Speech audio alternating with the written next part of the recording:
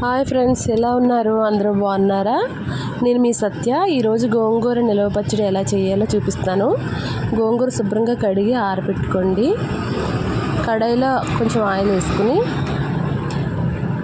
ఎండుమిర్చి, మీరు తీసుకునే గోంగూరను బట్టి ఎండుమిర్చి తీసుకోండి.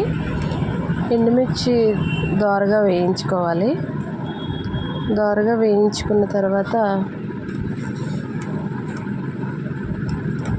నేను ఇక్కడైతే 4 కట్టలు తీసుకున్నాను, దాన్ని బట్టి తీసుకున్నాను. ఎండుమిరపకాయలు దోరగా వేయించి ఒక ప్లేట్లో తీసుకున్నాక అదే ఆయిల్లో జీలకర్ర, ధనియాలు, మెంతులు దోరగా వేయించుకోవాలి. వేయించుకుని అవి కూడా ఎండుమిర్చిలో తీసుకోవాలి. అది మెత్తగా పౌడర్ చేసుకోవాలి ఫ్రెండ్స్. తర్వాత గోంగూర వేసుకోవాలి. గోంగూర ఆయిల్లో మగ్గనిచ్చేయాలి బాగా. కొంతమంది మిక్సీలో చేసుకుంటారు, లేకపోతే ఇలాగ గోంగూర స్టవ్ మీదే ఆయిల్లో బాగా మగ్గబెట్టేయచ్చు.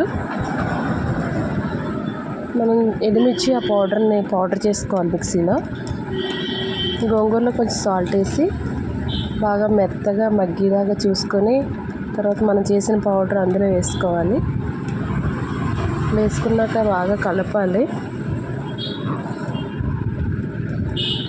తర్వాత మనం దానికి తాలింపు కోసం పోపులు, పచ్చెనపప్పు, మినప్పప్పు, ఆవాలు తీసుకోవాలి. ఎండుమిర్చి, ఎల్లిపాయలు, కొద్దిగా కరివేపాకు, ఇంగువ ఉంటే ఇంగువ వేసుకోండి ఫ్రెండ్స్, నేను వేయలేదు. తాలింపు పెట్టేసిన తర్వాత బాగా వేగిన తర్వాత చల్లార్చే వేయాలి ఫ్రెండ్స్. మగ్గిపోయిన గోంగూరలో